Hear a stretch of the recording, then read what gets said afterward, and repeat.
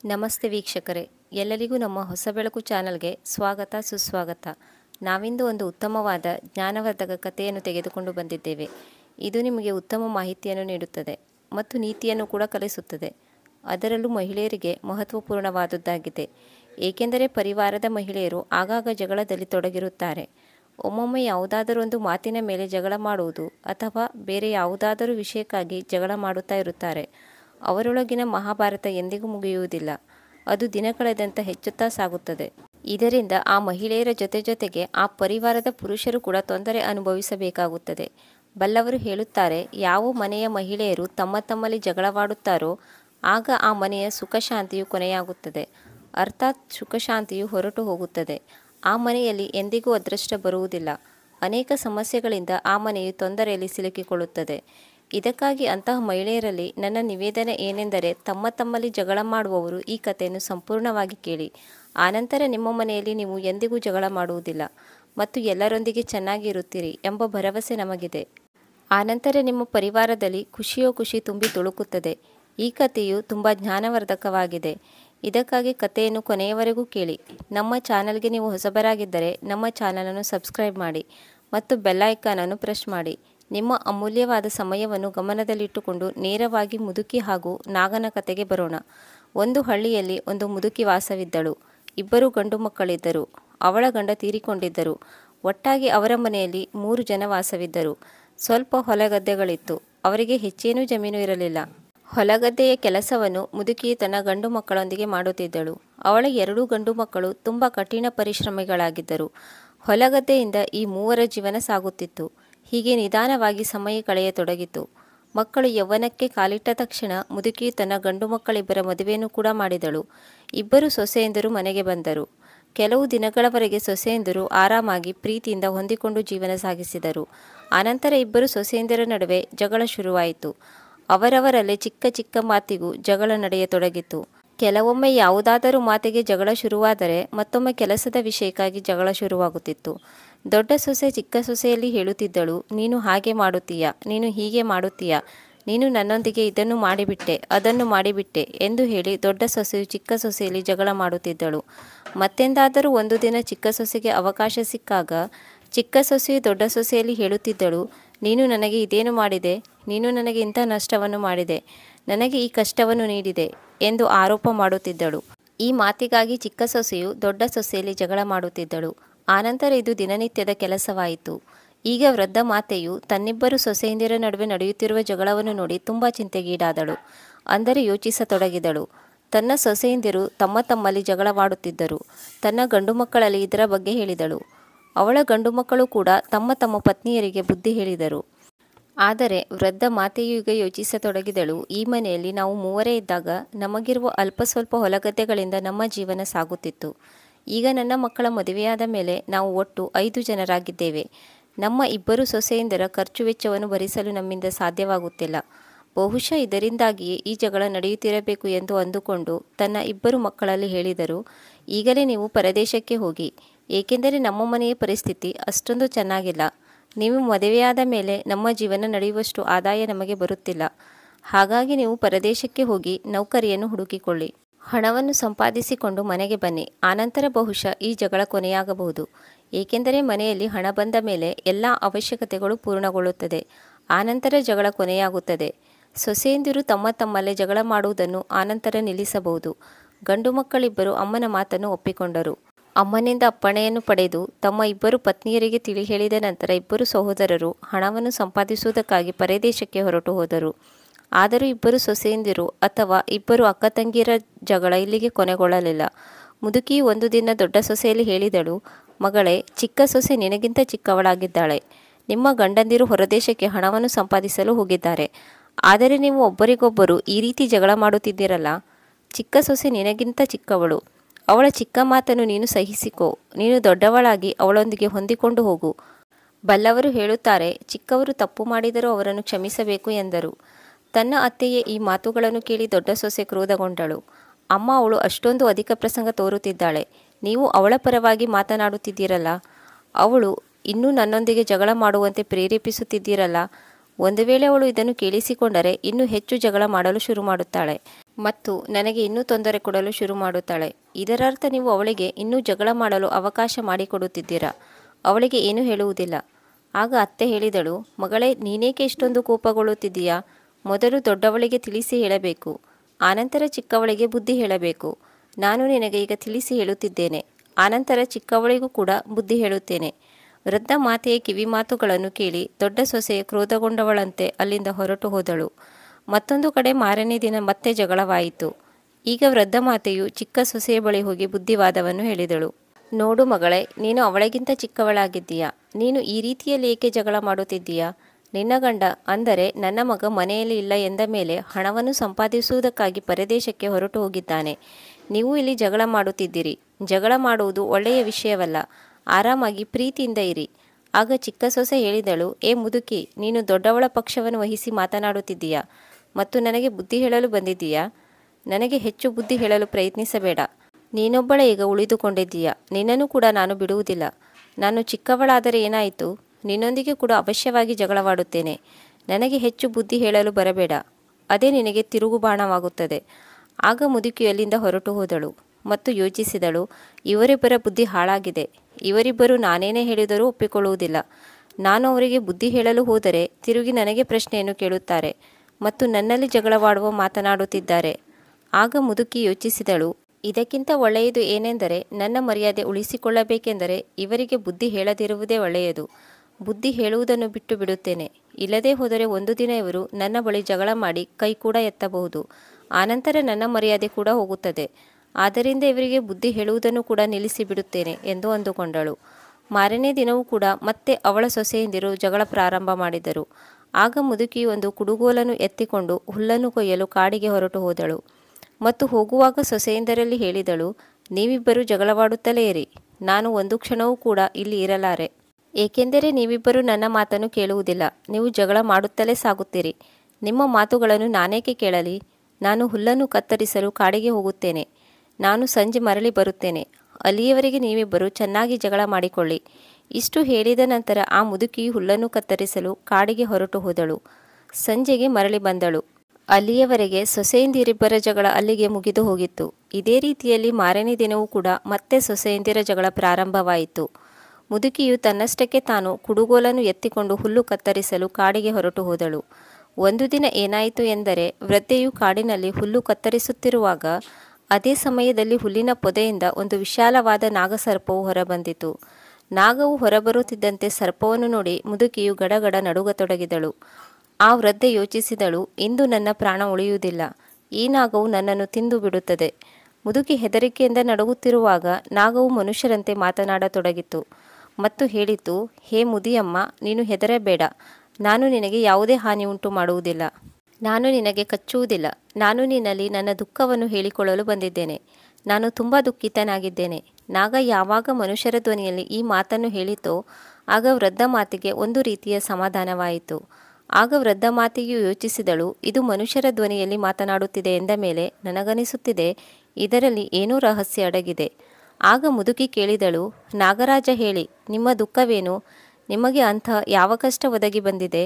ಆಗ ನಾಗ ಹೇಳಿದನು, ಹೇ ವೃದ್ಧ ಮಾತೆ, ನಾನು ತುಂಬ ದಿನಗಳಿಂದ ಹಸಿದಿದ್ದೇನೆ. ನನಗೆ ಏನಾದರೂ ತಿನ್ನಲು ಕೊಡು. ಒಂದು ವೇಳೆ ನೀವು ನನಗೆ ತಿನ್ನಲು ಕೊಡದೇ ಇದ್ದರೆ ನನ್ನ ಪ್ರಾಣ ಹೊರಟು ಹೋಗುತ್ತದೆ.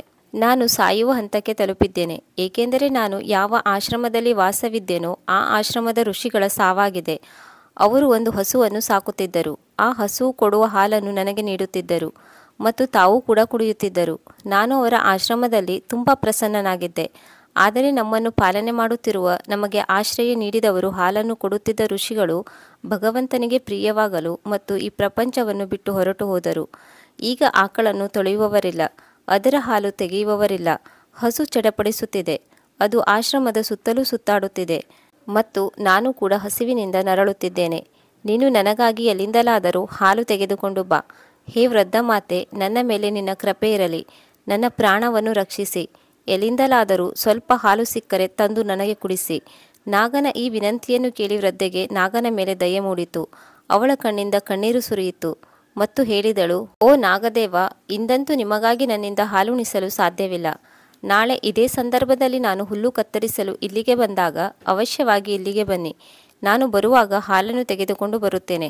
ಅವಶ್ಯವಾಗಿ ನಿಮಗೆ ಹಾಲನ್ನು ಕೊಡುತ್ತೇನೆ. ವೃದ್ಧ ಮುದುಕಿಯು ನಾಗದೇವತೆಯಲ್ಲಿ ಇಷ್ಟು ಹೇಳಿದ ನಂತರ ಮನೆಗೆ ಬಂದಳು. ಮಾರನೇ ದಿನ ಎಂದಿನಂತೆ ಅವರ ಚಿಕ್ಕ ಸೊಸೆ ಹಾಗೂ ದೊಡ್ಡ ಸೊಸೆ ಜಗಳ ಮಾಡಲು ಶುರು ಮಾಡಿದರು. ಇತ್ತ ಕಡೆ ಮುದುಕಿಯು ಯೋಚಿಸತೊಡಗಿದಳು.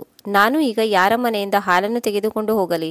ದೊಡ್ಡ ಸೊಸೆಯ ಮನೆಯಿಂದ ತೆಗೆದುಕೊಂಡು ಹೋಗುವಾಗ ನೋಡಿದರೆ ಅವಳು ನನಗೆ ಬೈಯಬಹುದು, ನನ್ನಲ್ಲಿ ಜಗಳ ಮಾಡಬಹುದು. ಅಥವಾ ಚಿಕ್ಕ ಸೊಸೆ ಮನೆಯಿಂದ ತೆಗೆದುಕೊಂಡು ಹೋದರೆ ಅವಳು ಕೂಡ ಜಗಳ ಮಾಡಬಹುದು. ಈಗ ಯಾರ ಮನೆಯಿಂದ ತೆಗೆದುಕೊಂಡು ಹೋಗಲಿ? ಆಗ ಅವಳು ವಿಚಾರ ಮಾಡಿದಳು. ಆಯಿತು, ಒಂದು ದಿನ ದೊಡ್ಡ ಸೊಸೆಯ ಮನೆಯಿಂದ ಅವಳಿಗೆ ಗೊತ್ತಾಗದ ಹಾಗೆ ತೆಗೆದುಕೊಂಡು ಹೋಗುತ್ತೇನೆ. ಮತ್ತೊಂದು ದಿನ ಚಿಕ್ಕ ಸೊಸೆಯ ಮನೆಯಿಂದ ತೆಗೆದುಕೊಂಡು ಹೋಗುತ್ತೇನೆ. ಆದ್ದರಿಂದ ಇವರಿಬ್ಬರಿಗೂ ಗೊತ್ತೇ ಆಗುವುದಿಲ್ಲ ಮತ್ತು ನಾನು ನಾಗಸರ್ಪನಿಗೆ ಹಾಲುಣಿಸುತ್ತಾ ಇರಬಹುದು. ಆನಂತರ ಹೀಗೆ ಆಯಿತು. ದೊಡ್ಡ ಸೊಸೆ ಮನೆಯಿಂದ ಸ್ವಲ್ಪ ಹಾಲನ್ನು ಮುದುಕಿಯು ತೆಗೆದುಕೊಂಡಳು. ಹಾಲನ್ನು ತೆಗೆದುಕೊಂಡು ತನ್ನ ಬಟ್ಟೆಯಿಂದ ಮುಚ್ಚಿಕೊಂಡು ಹುಲ್ಲು ಕತ್ತರಿಸಲು ಕಾಡಿಗೆ ಹೊರಟು ಬಂದಳು ಮತ್ತು ಹುಲ್ಲು ಕತ್ತರಿಸಲು ಶುರು ಮಾಡಿದಳು. ಆಗ ನಾಗ ಅಲ್ಲಿಗೆ ಬಂದಿತ್ತು ಮತ್ತು ಹೇಳಿತು, ಓ ವೃದ್ಧ ಮಾತೆಯೇ, ನನಗಾಗಿ ಹಾಲನ್ನು ತೆಗೆದುಕೊಂಡು ಬಂದಿದ್ದೀಯಾ ಎಂದಾಗ ವೃದ್ಧೆ ಹೇಳಿದಳು, ಹೌದು ನಾಗದೇವ, ತೆಗೆದುಕೊಂಡು ಬಂದಿದ್ದೇನೆ ಎಂದು ಹೇಳಿ ನಾಗನಿಗೆ ಹಾಲನ್ನು ಕುಡಿಸಿದಳು. ನಾಗನು ಹಾಲು ಕುಡಿದ ತಕ್ಷಣ ಅವನ ಆತ್ಮಕ್ಕೆ ತೃಪ್ತಿಯಾಯಿತು. ಆಗ ನಾಗ ಹೇಳಿತು, ವೃದ್ಧ ಮಾತೆಯೇ, ಇಂದು ನೀವು ನನ್ನ ಜೀವ ಉಳಿಸಿದ್ದೀರಿ. ನೀವು ನನಗೆ ತುಂಬ ಉಪಕಾರ ಮಾಡಿದ್ದೀರಿ. ನಾನು ನಿಮ್ಮ ಈ ಸಹಾಯವನ್ನು ಜೀವನ ಪರ್ಯಂತ ಮರೆಯುವುದಿಲ್ಲ. ಆಗ ವೃದ್ಧೆ ಹೇಳಿದಳು, ಹೇ ನಾಗದೇವ, ನೀವಂತೂ ಒಂದು ನಾಗನಾಗಿದ್ದೀರಾ. ನಿನ್ನೆಯಂತೂ ನಿಮ್ಮಲ್ಲಿ ಏನೂ ಕೇಳಲಿಲ್ಲ, ಏಕೆಂದರೆ ನಾನು ನಿಮ್ಮನ್ನು ನೋಡಿ ಗಾಬರಿಗೊಂಡಿದ್ದೆ. ನೀವು ನಾಗನಾಗಿದ್ದು ಮನುಷ್ಯರ ಧ್ವನಿಯಲ್ಲಿ ಹೀಗೆ ಮಾತನಾಡುತ್ತಿದ್ದೀರಿ. ನೀವು ನಾಗದೇವನೇ ಅಥವಾ ಬೇರೆ ಯಾರು ನೀವು? ನನಗೆ ಹೇಳಿ. ಆಗ ನಾಗ ಹೇಳಿತು, ವೃದ್ಧ ಮಾತೆಯೇ, ನಾನು ಒಂದು ಶಾಪದ ಕಾರಣದಿಂದಾಗಿ ನಾಗನಾಗಿದ್ದೇನೆ. ನಾನು ಒಬ್ಬ ರಾಜನ ಮಗನಾಗಿದ್ದೇನೆ. ಆದರೆ ಯಾರದೋ ಶಾಪದಿಂದ ನಾನು ಈ ರೀತಿಯಲ್ಲಿ ನಾಗನಾಗಿದ್ದೇನೆ. 21 ವರ್ಷದ ನಂತರ ಮತ್ತೆ ಪುನಃ ಮನುಷ್ಯ ಜನ್ಮ ತಾಳುತ್ತೇನೆ. 21 ವರ್ಷವಾಗಲು ಕೆಲವೇ ಸಮಯ ಬಾಕಿ ಉಳಿದಿದೆ. ನಾನು ಆ ಸಮಯಕ್ಕಾಗಿ ಕಾಯುತ್ತಿದ್ದೇನೆ. ವೀಕ್ಷಕರೇ, ನಾಗವು ತನ್ನ ಎಲ್ಲ ಕಥೆಯನ್ನು ವೃದ್ಧ ಮಾತೆಯಲ್ಲಿ ಹೇಳಿಕೊಂಡಿತ್ತು. ಈಗ ವೃದ್ಧ ಮಾತೆಗೆ ಎಲ್ಲವೂ ಅರ್ಥವಾಯಿತು. ಇದೇ ರೀತಿಯಲ್ಲಿ ವೃದ್ಧ ಮುದುಕಿಯು ತನ್ನ ಸೊಸೆಯಂದಿರ ಮನೆಯಿಂದ ನಾಗನಿಗೆ ಹಾಲನ್ನು ಕದ್ದು ಮುಚ್ಚಿ ತಂದು ಕೊಡುತ್ತಾ ಇರುತ್ತಾಳೆ. ಒಮ್ಮೆ ದೊಡ್ಡ ಸೊಸೆಯ ಮನೆಯಿಂದ ಕದ್ದು ತಂದಿದ್ದರೆ ಮತ್ತೊಮ್ಮೆ ಚಿಕ್ಕ ಸೊಸೆ ಮನೆಯಿಂದ ಕದ್ದು ತರುತ್ತಿದ್ದಳು. ಆ ನಾಗನಿಗೆ ಹಾಲನ್ನು ಕುಡಿಸುತ್ತಿದ್ದಳು. ನಾಗನು ಪ್ರತಿದಿನ ಮುದಿವೃದ್ಧೆಯ ಕೈಯಿಂದ ಹಾಲನ್ನು ಕುಡಿಯುತ್ತಿದ್ದನು. ಈ ರೀತಿಯಲ್ಲಿ ವೃದ್ಧ ಮಾತೆಯು ನಾಗನ ಪ್ರಾಣವನ್ನು ರಕ್ಷಿಸಿದಳು. ಒಂದು ದಿನ ಏನಾಯಿತು ಎಂದರೆ, ಸೊಸೆಯಂದಿರಿಬ್ಬರು ತಮ್ಮ ತಮ್ಮಲ್ಲೇ ಮಾತನಾಡಿಕೊಂಡರು. ಚಿಕ್ಕ ಸೊಸೆ ದೊಡ್ಡ ಸೊಸೆಯಲ್ಲಿ ಹೇಳಿದಳು, ಯಾರು ನಮ್ಮ ಹಾಲನ್ನು ಕದಿಯುತ್ತಿದ್ದಾರೆ? ಹಾಲು ತನ್ನಷ್ಟಕ್ಕೆ ಹೇಗೆ ಕಡಿಮೆಯಾಗುತ್ತದೆ? ದಿನ ಬಿಟ್ಟು ದಿನ ನಮ್ಮ ಹಾಲು ಹೇಗೆ ಕಡಿಮೆಯಾಗುತ್ತದೆ? ಆಗ ದೊಡ್ಡ ಸೊಸೆ ಕೂಡ ಹೇಳಿದಳು, ಹೌದಲ್ಲವೇ, ನನ್ನ ಮನೆಯ ಹಾಲು ಕೂಡ ಪ್ರತಿ 2ನೇ ದಿನ ಹೇಗೆ ಕಡಿಮೆಯಾಗುತ್ತಿದೆ. ಮತ್ತೆ ನಮ್ಮ ಮನೆಗೆ ಹಾಲು ಕದಿಯಲು ಯಾರು ಬರುತ್ತಾರೆ? ಆಗ ಅವರು ವಿಚಾರ ಮಾಡಿದರು, ನಮ್ಮ ಅತ್ತೆ ಮಾತ್ರ ಅಡುಗೆ ಕೋಣೆಗೆ ಹೋಗುತ್ತಾಳೆ, ಮತ್ಯಾರು ಅಡುಗೆ ಕೋಣೆಗೆ ಹೋಗುವುದಿಲ್ಲ ಅಂದ ಮೇಲೆ ಬೇರೆ ಯಾರಾದರೂ ನಮ್ಮ ಹಾಲನ್ನು ಹೇಗೆ ಕದಿಯಲು ಸಾಧ್ಯ? ಆಗ ಚಿಕ್ಕ ಸೊಸೆ ಹೇಳಿದಳು, ಅಕ್ಕ, ನಾವು ಕದ್ದು ಮುಚ್ಚಿ ಅಡಗಿಕೊಂಡು ನೋಡೋಣ. ಮುದುಕಿ ಹೇಗೆ ಹಾಲನ್ನು ಕದಿಯುತ್ತಾಳೆಂದು ತಿಳಿದುಕೊಳ್ಳೋಣ. ಮಾರನೇ ದಿನವಾಗುತ್ತಿದ್ದಂತೆ ಮುದುಕಿಯು ಪ್ರತಿನಿತ್ಯದಂತೆ ದೊಡ್ಡ ಸೊಸೆಯ ಮನೆಗೆ ಹೋದಳು ಮತ್ತು ಅಡುಗೆ ಕೋಣೆಗೆ ಹೋದಳು. ಆಗ ಇಬ್ಬರು ಸೊಸೆಯಂದಿರು ಕದ್ದು ಮುಚ್ಚಿ ನೋಡುತ್ತಿದ್ದರು. ಮುದುಕಿಯು ಹಾಲನ್ನು ತೆಗೆದುಕೊಂಡಳು, ಬಟ್ಟೆಯಲ್ಲಿ ಬಚ್ಚಿಟ್ಟುಕೊಂಡಳು. ನಂತರ ಹುಲ್ಲು ಕತ್ತರಿಸಲು ಕಾಡಿನ ಕಡೆಗೆ ಹೊರಟು ಹೋದಳು. ಇತ್ತ ಕಡೆ ಇಬ್ಬರು ಸೊಸೆಯಂದಿರು ಎಲ್ಲವನ್ನೂ ನೋಡುತ್ತಿದ್ದರು. ಆಗ ಚಿಕ್ಕ ಸೊಸೆ, ಅಕ್ಕ ನಡೆಯಿರಿ, ಈ ಮುದುಕಿಯು ಹಾಲನ್ನು ತೆಗೆದುಕೊಂಡು ಕಾಡಿನ ಕಡೆ ಹೋಗುತ್ತಿದ್ದಾಳೆ. ಎಲ್ಲಿಗೆ ಹೋಗುತ್ತಾಳೆ ಎಂದು ಪರೀಕ್ಷಿಸೋಣ ಮತ್ತು ಹಾಲನ್ನು ಯಾರಿಗೆ ಕೊಡುತ್ತಾಳೆ ಎಂದು ಕೂಡ ತಿಳಿದುಕೊಳ್ಳೋಣ. ಮುದುಕಿ ಕಾಡಿನ ಕಡೆಗೆ ಹೊರಟು ಬಂದಳು. ಅವಳ ಹಿಂದೆಯೇ ಇಬ್ಬರು ಸೊಸೆಯಂದಿರು ಕದ್ದು ಮುಚ್ಚಿ ನಡೆದುಕೊಂಡು ಬಂದರು. ಇತ್ತ ಕಡೆ ಮುದುಕಿಯು ಪ್ರತಿದಿನ ತಾನು ಹುಲ್ಲು ಕತ್ತರಿಸುವ ಜಾಗಕ್ಕೆ ಬಂದು ಹುಲ್ಲು ಕತ್ತರಿಸಲು ಶುರು ಮಾಡಿದಳು. ಅಲ್ಲಿ ಪ್ರತಿದಿನ ನಾಗನು ಹಾಲು ಕುಡಿಯಲು ಬರುತ್ತಿದ್ದನು. ಇಬ್ಬರು ಸೊಸೆಯಂದಿರು ದೂರದಿಂದಲೇ ಕದ್ದು ನೋಡುತ್ತಿದ್ದರು. ಆಗ ಅವರು ನೋಡಿದರು, ಮುದುಕಿಯ ಬಳಿ ಒಂದು ದೊಡ್ಡ ನಾಗಸರ್ಪ ಬಂದಿತು. ಮುದುಕಿಯು ನಾಗನಿಗೆ ಹಾಲನ್ನು ಉಣಿಸಿದಳು. ನಾಗನು ಹಾಲನ್ನು ಕುಡಿಯಲು ಶುರು ಮಾಡಿದನು. ಸೊಸೆಯಂದಿರಿಬ್ಬರು ಮುದುಕಿ ನಾಗನಿಗೆ ಹಾಲು ಕುಡಿಸುವುದನ್ನು ನೋಡುತ್ತಿದ್ದರು. ನಾಗನಂತೂ ತುಂಬ ದೊಡ್ಡದಾಗಿತ್ತು. ಇಷ್ಟೊಂದು ದೊಡ್ಡ ನಾಗಸರ್ಪವನ್ನು ನಾವೆಂದಿಗೂ ನೋಡಿರಲಿಲ್ಲ. ಇಬ್ಬರು ಸೊಸೆಯಂದಿರು ಗಾಬರಿಯಾದರು. ಅವರ ಕೈ ಕಾಲುಗಳು ನಡುಗಲು ಶುರುವಾದವು. ಅವರು ಯೋಚಿಸಿದರು, ಬಹುಶಃ ನಮಗನಿಸುತ್ತಿದೆ ಈ ನಾಗ ಯಾವುದೋ ಮಾಯಾವಿ ಇರಬಹುದು. ನಮ್ಮ ಅತ್ತೆಯೂ ಕೂಡ ಅದರ ಜೊತೆಗಾರ್ತಿಯಾಗಿರಬಹುದು. ನಮ್ಮ ಅತ್ತೆಯೂ ಕೂಡ ಯಾವುದೋ ನಾಗಿಣಿಯಾಗಿರಬಹುದು. ಈ ಮುದುಕಿ ಒಂದು ದಿನ ನಮ್ಮನ್ನು ಹಾಗೂ ನಮ್ಮ ಮಕ್ಕಳನ್ನು ಕೂಡ ತಿಂದು ಹಾಕಬಹುದು. ಇಂದು ನಾವು ಇವಳನ್ನು ಮನೆಯೊಳಗೆ ಕರೆದುಕೊಳ್ಳುವುದು ಬೇಡ. ಈ ರೀತಿ ಇಬ್ಬರು ಸೊಸೆಯಂದಿರು ನಿರ್ಣಯವನ್ನು ತೆಗೆದುಕೊಂಡು ಮನೆಗೆ ಹೊರಟು ಬಂದರು. ಇತ್ತ ಕಡೆ ಮುದುಕಿಯು ನಾಗನಿಗೆ ಹಾಲನ್ನು ಕುಡಿಸಿದಳು ಮತ್ತು ಹುಲ್ಲನ್ನು ತೆಗೆದುಕೊಂಡು ತನ್ನ ಮನೆ ಕಡೆಗೆ ನಡೆದಳು. ಮನೆಗೆ ಬಂದು ತಲುಪುತ್ತಿದ್ದಂತೆ ಇಬ್ಬರು ಸೊಸೆಯಂದಿರು ಕೋಲನ್ನು ಹಿಡಿದು ನಿಂತಿದ್ದರು. ಮುದುಕಿ ಬಂದು ಮನೆಯ ಬಾಗಿಲನ್ನು ಬಡಿದಾಗ ಇಬ್ಬರು ಸೊಸೆಯಂದಿರು ಬಾಗಿಲನ್ನು ತೆರೆದರು. ಸೆರಗನ್ನು ಸೊಂಟಕ್ಕೆ ಕಟ್ಟಿಕೊಂಡು ಕೈಯಲ್ಲಿ ಕೋಲನ್ನು ಹಿಡಿದುಕೊಂಡು ನಿಂತಿದ್ದ ಸೊಸೆಯಂದಿರನ್ನು ಮುದುಕಿ ನೋಡಿದಳು ಮತ್ತು ಹೇಳಿದಳು, ನೀವು ಎಂಥ ಅವತಾರವನ್ನು ತಾಳಿದ್ದೀರಿ? ಕೈಯಲ್ಲಿ ಏಕೆ ಕೋಲನ್ನು ಹಿಡಿದುಕೊಂಡಿದ್ದೀರಿ? ಇಬ್ಬರು ಸೊಸೆಯಂದಿರು ಒಟ್ಟಿಗೆ ಹೇಳಿದರು, ಏ ಮುದುಕಿ, ನೀನು ನಾಗಿಣಿಯಾಗಿದ್ದೀಯಾ, ಮೋಹಿನಿಯಾಗಿದ್ದೀಯಾ? ಹಾಗಾಗಿ ಒಂದಲ್ಲ ಒಂದು ದಿನ ನೀನು ನಮ್ಮನ್ನು ಕಚ್ಚುತ್ತೀಯಾ, ನಮ್ಮ ಮಕ್ಕಳನ್ನು ಕೂಡ ಸಾಯಿಸುತ್ತೀಯಾ? ಆಗ ಮುದುಕಿ ಹೇಳಿದಳು, ನಿಮಗೇನು ಹುಚ್ಚು ಹಿಡಿದಿದೆಯೇ? ನಾನು ಹೇಗೆ ಮೋಹಿನಿಯಾದೆ? ನಾನು ಹೇಗೆ ನಾಗಿಣಿಯಾಗಲು ಸಾಧ್ಯ? ನಾನು ನಿಮ್ಮ ಮಕ್ಕಳನ್ನು ತಿಂದು ಹಾಕಲು ನಾನೇನು ರಾಕ್ಷಸಿಯೇ? ನಿಮ್ಮ ಮಕ್ಕಳಂತೂ ನನ್ನ ಮೊಮ್ಮಕ್ಕಳಾಗಿದ್ದಾರೆ. ನಾನು ಅವರನ್ನು ನನ್ನ ಮಕ್ಕಳಿಗಿಂತಲೂ ಹೆಚ್ಚಾಗಿ ಪ್ರೀತಿಸುತ್ತೇನೆ. ಇದೆಂಥ ಮಾತನಾಡುತ್ತಿದ್ದೀರಿ ಎಂದು ರದ್ದೆ ಹೇಳಿದಾಗ ಇಬ್ಬರು ಸೊಸೆಯಂದಿರು ಎಲ್ಲ ವಿಷಯವನ್ನು ಮುದುಕಿಗೆ ಹೇಳಿದರು. ನೀನು ಒಂದು ನಾಗಸರ್ಪಕ್ಕೆ ಹಾಲನ್ನು ಕುಡಿಸುತ್ತೀಯಾ ಮತ್ತು ನಮ್ಮ ಮನೆಯಲ್ಲಿನ ಹಾಲನ್ನು ಪ್ರತಿದಿನ ಕದ್ದೊಯ್ಯುತ್ತೀಯಾ. ಅದು ಎಷ್ಟು ದೊಡ್ಡದಾದ ಕಾಳಸರ್ಪವೆಂದರೆ ಆ ಸರ್ಪವೂ ಕೂಡ ಮಾಯಾವಿಯಂತೆ ತೋರುತ್ತಿದೆ. ನೀನು ಕೂಡ ಆ ಸರ್ಪದಂತೆ ಮಾಯಾವಿಯಂತೆ ಕಾಣುತ್ತಿದ್ದೀಯಾ. ನೀನು ಕೂಡ ಯಾವುದೋ ಮೋಹಿನಿಯಾಗಿರಬಹುದು ಅಥವಾ ನಾಗಿಣಿಯಾಗಿರಬಹುದು. ಆದ್ದರಿಂದ ನಾವು ನಿನ್ನ ಮೇಲೆ ವಿಶ್ವಾಸವಿಡಲು ಸಾಧ್ಯವಿಲ್ಲ. ಇಂದಿನಿಂದ ಈ ಮನೆಯಲ್ಲಿ ನಿನಗೆ ಯಾವುದೇ ಸ್ಥಾನ ಇಲ್ಲ ಮತ್ತು ನಿನಗೆ ಈ ಮನೆಯ ಪ್ರವೇಶ ಕೂಡ ನಿಷಿದ್ಧ. ಒಂದು ವೇಳೆ ಒತ್ತಾಯಪೂರ್ವಕವಾಗಿ ನೀನು ಮನೆಯೊಳಗೆ ಪ್ರವೇಶಿಸುತ್ತೀಯ ಎಂದಾದರೆ ನೀನು ಜೀವಂತ ಇರಲು ಸಾಧ್ಯವಿಲ್ಲ. ಆದ್ದರಿಂದ ನೀನು ಸೀದಾ ಮರಳಿ ಹೋದರೆ ಒಳ್ಳೆಯದು. ಎಲ್ಲಿಗೆ ಬೇಕಾದರೂ ಹೋಗು, ನಮಗೆ ಸಂಬಂಧವಿಲ್ಲ. ಆದರೆ ಇಂದಿನಿಂದ ನಿನಗೆ ಈ ಮನೆಯಲ್ಲಿ ಯಾವುದೇ ಜಾಗವಿಲ್ಲ. ತಾನು ಆ ರೀತಿ ಅಲ್ಲ ಎಂದು ತನ್ನ ಬಗ್ಗೆ ಅವರಲ್ಲಿ ತುಂಬ ಹೇಳಿಕೊಂಡಳು. ನೀವು ಈ ನಾಗಿನಿ ಮೋಹಿನಿ ಎಂದೆಲ್ಲ ಏನು ಯೋಚಿಸುತ್ತಿದ್ದೀರೋ ಆ ರೀತಿ ಏನೂ ಇಲ್ಲ. ಇದು ನನ್ನ ಮನೆ. ನನ್ನ ಮನೆಯ ಒಳಗೆ ನನಗೆ ಪ್ರವೇಶಿಸಲು ಬಿಡಿ. ಪರಿಣಾಮವಾಗಿ ಇಬ್ಬರು ಸೊಸೆಯಂದಿರು ತನ್ನ ಅತ್ತೆಗೆ ಮನೆಯ ಒಳಗಡೆ ಬರಲು ಅವಕಾಶ ನೀಡಲಿಲ್ಲ. ಮುದುಕಿ ಒತ್ತಾಯಪೂರ್ವಕವಾಗಿ ಮನೆಯೊಳಗೆ ಪ್ರವೇಶಿಸಲು ಪ್ರಯತ್ನಿಸುತ್ತಿದ್ದಂತೆ ಇಬ್ಬರು ಸೊಸೆಯಂದಿರು ಒಂದೊಂದು ಏಟನ್ನು ತಮ್ಮ ಅತ್ತೆಗೆ ಹೊಡೆದರು. ನಿನ್ನಿಂದ ನಮಗೆ ಏನೂ ಆಗಬೇಕಾಗಿಲ್ಲ ಎಂದು ಹೇಳಿ ಇಬ್ಬರು ಸೊಸೆಯಂದಿರು ಬಾಗಿಲನ್ನು ಹಾಕಿಕೊಂಡರು. ಮುದುಕಿ ಅಳುತ್ತಲೇ ಇದ್ದಳು. ಆನಂತರ ಅವಳು ವಿಚಾರ ಮಾಡಿದಳು, ಅಳುವುದರಿಂದ ಏನು ಪ್ರಯೋಜನ? ಎಲ್ಲಾದರೂ ಉಳಿಯಲು ಜಾಗವನ್ನು ಹುಡುಕಿಕೊಳ್ಳುತ್ತೇನೆ ಎಂದುಕೊಂಡಳು. ಆದರೆ ಅವಳಿಗೆ ಉಳಿಯಲು ಎಲ್ಲೂ ಜಾಗ ದೊರೆಯಲಿಲ್ಲ. ಆನಂತರ ಅಳುತ್ತಾ ಆ ರಾತ್ರಿಯಲ್ಲೇ ತಾನು ಹುಲ್ಲು ಕತ್ತರಿಸುವ ಜಾಗಕ್ಕೆ ಪುನಃ ಹೊರಟು ಬಂದಳು ಮತ್ತು ಅದೇ ನಾಗನಿಗಾಗಿ ಕಾಯತೊಡಗಿದಳು. ರಾತ್ರಿ ನಾಗ ಬರಲಿಲ್ಲ. ಅದು ಹಗಲಿನಲ್ಲಿ ಮಾತ್ರ ಅಲ್ಲಿಗೆ ಬರುತ್ತಿತ್ತು. ಯಾವ ಜಾಗದಲ್ಲಿ ಅವಳು ನಾಗನಿಗೆ ಹಾಲನ್ನು ಉಣಿಸುತ್ತಿದ್ದಳೋ ಆ ಜಾಗದಲ್ಲಿ ಒಂದು ವಿಶಾಲವಾದ ಆಲದ ಮರವಿತ್ತು. ಆಲದ ಮರದ ಬಳಿಯೇ ಮುದುಕಿ ಕುಳಿತು ವಿಶ್ರಾಂತಿ ತೆಗೆದುಕೊಳ್ಳತೊಡಗಿದಳು. ಇಡೀ ರಾತ್ರಿ ಆ ಆಲದ ಮರದ ಕೆಳಗೆ ಕುಳಿತು ವಿಶ್ರಾಂತಿ ತೆಗೆದುಕೊಂಡಳು. ಹೀಗೆ ಬೆಳಗಾಯಿತು. ಪ್ರತಿನಿತ್ಯದಂತೆ ಸಮಯಕ್ಕೆ ಸರಿಯಾಗಿ ನಾಗ ಅಲ್ಲಿಗೆ ಬಂದಿತು. ನಾಗ ಅಲ್ಲಿಗೆ ಬಂದಾಗ ಮುದುಕಿ ಸುತ್ತಲೂ ಕಾಣಿಸುವುದಿಲ್ಲ. ಆನಂತರ ಸುತ್ತಲೂ ಕಣ್ಣಾಡಿಸಿದಾಗ ಆಲದ ಮರದ ಕೆಳಗೆ ಮುದುಕಿ ಅಳುತ್ತಾ ಕುಳಿತಿರುವುದನ್ನು ನೋಡಿ ನಾಗವು ಮುದುಕಿ ಹತ್ತಿರ ಬಂದಿತು. ಆಗ ನಾಗ ಕೇಳಿತು, ಮುದಿಯಮ್ಮ ಏನಾಯಿತು? ಆಗ ಮುದುಕಿ ಅಳುತ್ತಾ ಉತ್ತರ ನೀಡಿದಳು, ನನ್ನ ಇಬ್ಬರು ಸೊಸೆಯಂದಿರು ನನ್ನನ್ನು ಮನೆಯಿಂದ ಹೊರಹಾಕಿದ್ದಾರೆ. ನಾನು ಪ್ರತಿದಿನ ನಿನಗಾಗಿ ಕುಡಿಯಲು ಹಾಲನ್ನು ತರುತ್ತಿದ್ದೆ. ನಾನು ಸೊಸೆಯಂದಿರಿಂದ ಕದ್ದು ಮುಚ್ಚಿ ಹಾಲನ್ನು ತರುತ್ತಿದ್ದೆ. ಆದರೆ ಸೊಸೆಯಂದಿರಿಗೆ ನಮ್ಮ ಬಗ್ಗೆ ತಿಳಿಯಿತು. ನಮ್ಮ ನೆರೆಹೊರೆಯವರಿಗೂ ಕೂಡ ಇದೆಲ್ಲ ವಿಷಯ ಗೊತ್ತಾಯಿತು. ನನ್ನ ಸೊಸೆಯಂದಿರ ಆರೋಪವೇನೆಂದರೆ ನಾನು ಭೂತವಂತೆ, ನಾಗಿಣಿಯಂತೆ, ಮೋಹಿನಿಯಂತೆ ಹೀಗೆಲ್ಲ ಅಂದುಕೊಳ್ಳುತ್ತಿದ್ದಾರೆ. ಅವರು ಹೇಳುತ್ತಾರೆ, ನೀನು ಒಂದು ಮಾಯಾವಿ ನಾಗವಾಗಿದ್ದೀಯಾ. ನಾಳೆ ನಮಗೆ ಹಾಗೂ ನಮ್ಮ ಮಕ್ಕಳಿಗೆ ಕಚ್ಚಿದರೆ ನಮ್ಮ ಮಕ್ಕಳ ಸಾವಾಗುತ್ತದೆ. ಆದ್ದರಿಂದ ಅವರು ನನ್ನನ್ನು ಮನೆಯಿಂದ ಹೊರಹಾಕಿದ್ದಾರೆ. ನನ್ನ ಮಕ್ಕಳಂತೂ ಕೆಲಸಕ್ಕಾಗಿ ಪರದೇಶಕ್ಕೆ ಹೋಗಿದ್ದಾರೆ. ಆಗ ಮುದುಕಿಯ ಮಾತನ್ನು ಕೇಳಿ ನಾಗ ಹೇಳಿತು, ಓ ಮಾತೆಯೇ, ನೀನು ಗಾಬರಿಯಾಗಬೇಡ ಮತ್ತು ಹೆದರಬೇಡ. ಇಂದಿನಿಂದ ನೀನು ನನ್ನನ್ನು ನಿನ್ನ ಮಗನೆಂದು ತಿಳಿದುಕೋ. ಆಗ ಮುದುಕಿ ತುಂಬ ಪ್ರಸನ್ನಳಾದಳು. ಈಗ ನಾಗ ಮುಂದೆ ಮುಂದೆ ಸಾಗಿತು. ಮುದುಕಿ ಅದರ ಹಿಂದೆ ಹಿಂದೆ ಹೋಯಿತು. ಒಂದು ಭಯಾನಕ ಕಾಡಿಗೆ ನಾಗವು ಮುದುಕಿಯನ್ನು ಕರೆದುಕೊಂಡು ಹೋಯಿತು. ನಂತರ ಮುಂದೆ ಸಾಗುತ್ತಿದ್ದಂತೆ ಒಂದು ಆಶ್ರಮ ಬಂದಿತು. ಆಗ ಮುದುಕಿ ಕೇಳಿದಳು, ಮಗ, ಈ ಆಶ್ರಮವು ಯಾರ ಆಶ್ರಮವಾಗಿದೆ? ಆಗ ನಾಗ ಹೇಳಿತು, ವೃದ್ಧ ಮಾತೆಯೇ, ಇದು ಅದೇ ಋಷಿಯ ಆಶ್ರಮವಾಗಿದೆ. ಅವರು ಸ್ವಲ್ಪ ದಿನಗಳ ಹಿಂದೆ ಭಗವಂತನ ಪಾದ ಸೇರಿದರು. ಅವರ ದೇಹಾಂತ್ಯವಾಗಿದೆ. ನಾನು ಆಗ ಇಲ್ಲೇ ವಾಸ ಮಾಡುತ್ತಿದ್ದೆ. ಪ್ರತಿದಿನ ಋಷಿಗಳು ನನಗೆ ಹಸುವಿನ ಹಾಲನ್ನು ಉಣಿಸುತ್ತಿದ್ದರು. ಆ ಹಸುವು ಕೂಡ ಇಲ್ಲೇ ಎಲ್ಲೋ ಸುತ್ತಾಡುತ್ತಿರಬಹುದು, ಚಡಪಡಿಸುತ್ತಿರಬಹುದು. ಒಂದು ವೇಳೆ ಆ ಹಸು ನಮ್ಮನ್ನು ನೋಡಿದರೆ ಅವಶ್ಯವಾಗಿ ನಮ್ಮ ಬಳಿ ಓಡಿ ಬರುತ್ತದೆ. ಸ್ವಲ್ಪ ಹೊತ್ತಿನಲ್ಲಿ ಹಸು ಕೂಡ ಅಲ್ಲಿಗೆ ಬಂದಿತು. ಆಗ ಮುದುಕಿಯು ಹಸುವಿನ ಕೆಚ್ಚಲನ್ನು ನೋಡಿದಳು. ಹಸುವಿನ ಕೆಚ್ಚಲಿನಲ್ಲಿ ಹಾಲು ತುಂಬಿ ಸೋರುತ್ತಿತ್ತು.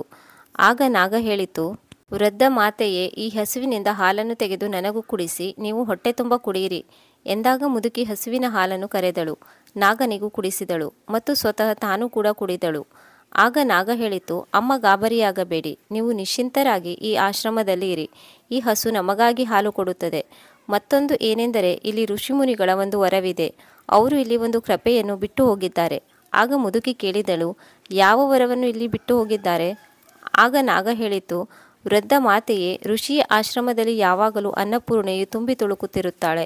ಇಲ್ಲಿ ಯಾವುದೇ ಸಮಯದಲ್ಲಿ ಮೃಷ್ಟಾನ್ನ ಭೋಜನದ ಕೊರತೆ ಇರುವುದಿಲ್ಲ. ಪ್ರತಿ ಸಂದರ್ಭದಲ್ಲಿ ಎಲ್ಲವೂ ಇಲ್ಲಿ ಉಪಲಬ್ಧವಾಗಿರುತ್ತದೆ. ನೀವು ಇಲ್ಲಿ ಏನೇ ಮಾಡಿದರೂ ಏನೇ ತಿಂದರೂ ಯಾವುದಕ್ಕೂ ತೊಂದರೆ ಇಲ್ಲ. ಇದನ್ನು ಕೇಳಿ ಮುದುಕಿಗೆ ತುಂಬ ಖುಷಿಯಾಯಿತು. ಆನಂತರ ಅವಳು ತನ್ನ ಮಗ ನಾಗನೊಂದಿಗೆ ಆರಾಮಾಗಿ ಇರತೊಡಗಿದಳು. ಪ್ರತಿದಿನ ನಾಗ ಹೊರಗಡೆ ಸುತ್ತಾಡಲು ಹೋಗುತ್ತಿತ್ತು ಮತ್ತು ಸಂಜೆಯಾಗುತ್ತಿದ್ದಂತೆ ಮರಳಿ ಬರುತ್ತಿತ್ತು. ಮುದುಕಿ ಹಾಗೂ ಆ ಹಸು ಆರಾಮಾಗಿ ಆಶ್ರಮದಲ್ಲಿ ವಾಸವಿದ್ದರು. ಹಸು ಕೂಡ ಹುಲ್ಲು ಮೇಯಲು ಹೊರಟು ಹೋಗುತ್ತಿತ್ತು ಮತ್ತು ಸಂಜೆ ಬರುತ್ತಿತ್ತು. ಮುದುಕಿ ತುಂಬ ನೆಮ್ಮದಿಯಿಂದ ಆಶ್ರಮದಲ್ಲಿ ಇರತೊಡಗಿದಳು. ಪ್ರತಿನಿತ್ಯದಂತೆ ಇಂದು ಕೂಡ ನಾಗನು ಸುತ್ತಾಡಲು ಹೋದಾಗ ಸಂಜೆ ಮರಳಿ ಬರಲಿಲ್ಲ. ವೃದ್ಧ ಮಾತೆಗೆ ತುಂಬ ಚಿಂತೆಯಾಯಿತು. ಪ್ರತಿದಿನ ವೃದ್ಧ ಮಾತೆಯು ಸಂಜೆ ನಾಗ ಹಾಗೂ ಹಸುವಿನೊಂದಿಗೆ ಕುಳಿತು ಭೋಜನ ಮಾಡುತ್ತಿದ್ದಳು. ಆದರೆ ಇಂದು ಹಸು ಮಾತ್ರ ಬಂದಿದೆ, ನಾಗ ಬರಲಿಲ್ಲ. ತನ್ನ ಮಗ ನಾಗ ಬರುತ್ತಿರಬಹುದು ಎಂದು ಹೇಳಿ ನಾಗನಿಗಾಗಿ ಮುದುಕಿ ಕಾಯತೊಡಗಿದಳು. ಕತ್ತಲಾಯಿತು, ಆದರೂ ಕೂಡ ನಾಗ ಮರಳಿ ಬರಲಿಲ್ಲ. ರಾತ್ರಿ ಇಡೀ ವೃದ್ಧ ಮಾತೆಯು ನಾಗನಿಗಾಗಿ ಕಾಯುತ್ತಿದ್ದಳು. ಅವಳು ಏನನ್ನೂ ತಿನ್ನದೆ ಉಪವಾಸವಿದ್ದಳು. ಆದರೂ ನಾಗ ಮರಳಿ ಬರಲಿಲ್ಲ. ಬೆಳಗಾಗುತ್ತಿದ್ದಂತೆ ಸ್ವತಃ ಮುದುಕಿ ನಾಗನನ್ನು ಹುಡುಕಲು ಕಾಡಿನ ಕಡೆಗೆ ಹೊರಟು ಬಂದಳು. ಹೀಗೆ ನಾಗನನ್ನು ಹುಡುಕುತ್ತಾ ಅಜ್ಜಿ ಅತ್ತ ಇತ್ತ ಸುತ್ತಾಡತೊಡಗಿದಳು. ಒಂದು ಕಡೆ ನಾಗ ಬಿದ್ದುಕೊಂಡಿದ್ದ. ಅದರ ಮೇಲೆ ಒಂದು ಮರದ ತುಂಡು ಬಿದ್ದಿತ್ತು. ಇದನ್ನು ನೋಡಿ ಮುದುಕಿ ಓಡೋಡಿ ಬಂದಳು ಮತ್ತು ಸರ್ಪದ ಮೇಲೆ ಬಿದ್ದ ಮರದ ಕಾಂಡಗಳನ್ನು ತೆಗೆದು ಹಾಕಿದಳು. ಅದರ ಜೊತೆ ಬಂದಿದ್ದ ಹಸುವು ಕೂಡ ಈ ಕೆಲಸದಲ್ಲಿ ವೃದ್ಧ ಮಾತೆಗೆ ಸಹಾಯ ಮಾಡಿತು. ಆದರೆ ನಾಗನು ತುಂಬ ಗಾಯಗೊಂಡಿದ್ದನು. ಅದಕ್ಕೆ ತುಂಬ ದೊಡ್ಡದಾದ ಗಾಯವಾಗಿತ್ತು. ಆಗ ಮುದುಕಿ ನಾಗನಲ್ಲಿ ಕೇಳಿದಳು, ಮಗ, ಇದು ಹೇಗೆ ಸಂಭವಿಸಿತು? ಆಗ ನಾಗ ತನ್ನ ಇಡೀ ಕಥೆಯನ್ನು ಹೇಳಿತು. ಅಮ್ಮ, ನಾನು ಬರುತ್ತಿದ್ದೆ. ಅದೇ ಸಮಯದಲ್ಲಿ ಒಂದು ದೊಡ್ಡ ಚಂಡಮಾರುತ ಬಂದಿತ್ತು. ಚಂಡಮಾರುತದ ಹೆದರಿಕೆಯಿಂದ ನಾನು ಈ ಮರವನ್ನು ಏರಿದೆ. ಗಾಳಿಯು ವೇಗವಾಗಿ ಬರುತ್ತಿದ್ದರಿಂದ ಈ ಮರವು ಮುರಿದು ಬಿದ್ದಿತ್ತು. ನಾನು ಕೂಡ ರೆಂಬೆ ಕೊಂಬೆಗಳೊಂದಿಗೆ ಕೆಳಗೆ ಬಿದ್ದೆ ಮತ್ತು ಮರದ ಅಡಿಯಲ್ಲಿ ಸಿಲುಕಿಕೊಂಡೆ. ನಾನು ಹೊರಬರಲು ತುಂಬ ಪ್ರಯತ್ನಿಸುತ್ತಿದ್ದೆ, ಆದರೆ ಹೊರಬರಲು ಸಾಧ್ಯವಾಗಲಿಲ್ಲ. ನನಗಾಗಿ ನೀನು ಕಾಯುತ್ತಿರಬಹುದು ಎಂದುಕೊಂಡೆ, ಆದರೆ ನಾನು ಇದರಿಂದ ಹೊರಬರಲು ಸಾಧ್ಯವಾಗಲಿಲ್ಲ. ಆಗ ಮುದುಕಿ ಹೇಳಿದಳು, ಮಗನೇ, ನೀನೇನೂ ಗಾಬರಿಯಾಗಬೇಡ, ನಾನು ನಿನಗೆ ಚಿಕಿತ್ಸೆ ನೀಡುತ್ತೇನೆ. ನಾಗನನ್ನು ಕರೆದುಕೊಂಡು ಮುದುಕಿ ಆಶ್ರಮಕ್ಕೆ ಬಂದಳು. ಕೆಲವೊಂದು ವನಸ್ಪತಿಗಳನ್ನು ತೆಗೆದುಕೊಂಡು ಬಂದಳು ಮತ್ತು ವನಸ್ಪತಿಯ ಲೇಪವನ್ನು ಮಾಡಿ ಔಷಧಿಯಂತೆ ನಾಗನಿಗೆ ಗಾಯವಾದ ಜಾಗಕ್ಕೆ ಹಚ್ಚಿದಳು. ವೃದ್ಧ ಮಾತೆಗೆ ಕಾಡಿನ ಗಿಡಮೂಲಿಕೆಗಳ ಬಗ್ಗೆ ಅಪಾರವಾದ ಜ್ಞಾನವಿತ್ತು. ಯಾವ ಗಿಡಮೂಲಿಕೆಯ ಬೇರುಗಳು, ಎಲೆಗಳು, ಕಾಯಿಗಳು ಯಾವ ಯಾವ ರೋಗಕ್ಕೆ ಔಷಧಿಯಾಗಿ ಬಳಸಲಾಗುತ್ತದೆ ಎಂದು ಅವಳಿಗೆ ಚೆನ್ನಾಗಿ ಗೊತ್ತಿತ್ತು. ಮುದುಕಿಯು ಗಿಡಮೂಲಿಕೆಗಳನ್ನು ಹುಡುಕಿಕೊಂಡು ಬಂದಳು ಮತ್ತು ಅದರ ಲೇಪವನ್ನು ಮಾಡಿ ನಾಗನ ಗಾಯಕ್ಕೆ ಹಚ್ಚತೊಡಗಿದಳು. ಹೀಗೆ ಪ್ರತಿದಿನ ಗಿಡಮೂಲಿಕೆಗಳ ಲೇಪವನ್ನು ಹಚ್ಚುತ್ತಾ ನಾಗನ ಗಾಯವು ಸಂಪೂರ್ಣವಾಗಿ ವಾಸಿಯಾಯಿತು. ಮತ್ತೊಂದು ಕಡೆ ನಾಗನಿಗೆ 21 ವರ್ಷ ಪೂರ್ಣವಾಯಿತು. ಆಗ ನಾಗನು ಮನುಷ್ಯನಾಗಿ ಬದಲಾಗುವುದನ್ನು ನೋಡಿ ವೃದ್ಧ ಮಾತೆಯು ಆಶ್ಚರ್ಯಚಕಿತಳಾದಳು. ಅವಧಿ ಮುಗಿಯುತ್ತಿದ್ದಂತೆ ನಾಗನು ನಾಗನಾಗಿ ಉಳಿಯಲಿಲ್ಲ. ನಾಗಸರ್ಪವು ಒಂದು ಸುಂದರ ರಾಜಕುಮಾರನಾಗಿ ಬದಲಾಯಿತು. ಯಾವಾಗ ನಾಗಸರ್ಪವು ಸುಂದರವಾದ ರಾಜಕುಮಾರನಾಗಿ ಪರಿವರ್ತನೆಗೊಂಡನೋ ಆಗ ವೃದ್ಧ ಮಾತೆಯ ಖುಷಿಗೆ ಪಾರವೇ ಇರಲಿಲ್ಲ. ರಾಜಕುಮಾರನನ್ನು ಪ್ರೀತಿಯಿಂದ ಅಪ್ಪಿಕೊಂಡಳು. ಈಗ ವೃದ್ಧ ಮಾತೆಯಂತೂ ತುಂಬ ಪ್ರಸನ್ನಳಾದಳು. ಸ್ವಲ್ಪ ದಿನ ಅವರು ಆಶ್ರಮದಲ್ಲಿದ್ದರು.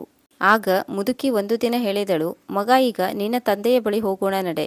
ನಿಮ್ಮ ರಾಜ್ಯ ಎಲ್ಲಿದೆ? ನೀನೊಬ್ಬ ರಾಜಕುಮಾರ ಎಂದು ಹೇಳುತ್ತಿದ್ದೀಯಲ್ಲವೇ? ನಿಮ್ಮ ತಂದೆಯ ಹೆಸರೇನು? ನಿನ್ನ ತಂದೆ ತಾಯಿ ಹೇಗಿದ್ದಾರೆಂದು ನೋಡೋಣ.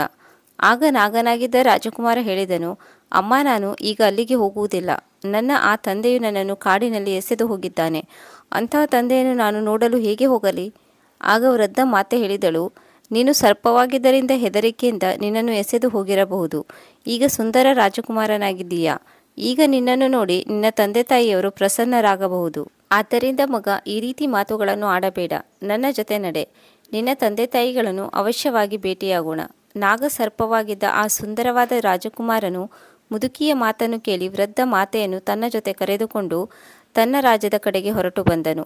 ಸುಂದರ ರಾಜಕುಮಾರನು ವೃದ್ಧ ಮಾತೆಯನ್ನು ಕರೆದುಕೊಂಡು ತನ್ನ ನಗರಕ್ಕೆ ಬಂದು ತಲುಪಿದಾಗ ಅಲ್ಲಿನ ಜನರು ರಾಜಕುಮಾರನ ಸೌಂದರ್ಯವನ್ನು ನೋಡಿ ಬೆರಗಾದರು. ಮತ್ತು ಪ್ರಜೆಗಳು ವಿಚಾರ ಮಾಡಿದರು, ಇಂತಹ ಸುಂದರ ರಾಜಕುಮಾರನು ನಮ್ಮ ರಾಜ್ಯದ ರಾಜಕುಮಾರನಾಗಿದ್ದರೆ ಎಷ್ಟೊಂದು ಚೆನ್ನಾಗಿರುತ್ತಿತ್ತು.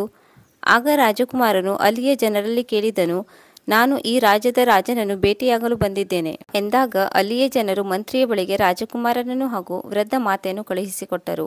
ಮಹಾಮಂತ್ರಿಗಳ ಬಳಿಗೆ ವೃದ್ಧ ಮಾತೆ ಹಾಗೂ ರಾಜಕುಮಾರ ಬಂದು ತಲುಪುತ್ತಿದ್ದಂತೆ ಮಂತ್ರಿಯಲ್ಲಿ ರಾಜಕುಮಾರ ಹೇಳಿದನು, ಮಂತ್ರಿ ಮಹಾಶಯರೇ, ನಾವು ಇಲ್ಲಿಯ ರಾಜ ಹಾಗೂ ರಾಣಿಯರನ್ನು ಭೇಟಿಯಾಗಲು ಇಷ್ಟಪಟ್ಟಿದ್ದೇವೆ. ಆಗ ಮಹಾಮಂತ್ರಿ ಹೇಳಿದನು, ಮಗ, ನನ್ನನ್ನು ಕ್ಷಮಿಸು.